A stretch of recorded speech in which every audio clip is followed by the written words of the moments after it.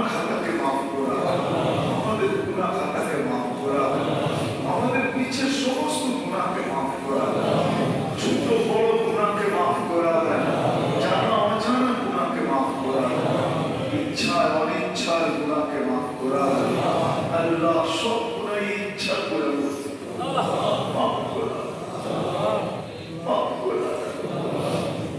বড় বড় গুনাহ আপনি এই মাসে মাফ করবেন, বড় বড় ব্যক্তিকে মাফ করা দিয়েছেন, আমাদেরকে মাফ করা। যার যে পেরেশানি আছে দূর করা, প্রয়োজন আছে বেটায় দেন, অসুস্থ আছে সেফায়ে কামেলা আজেলা দাইমা মুস্তামিরা নসিব করেন। আল্লাহ যা চাইতে পারলাম তাও দেন, যা চাইতে পারলাম না তাও দেন।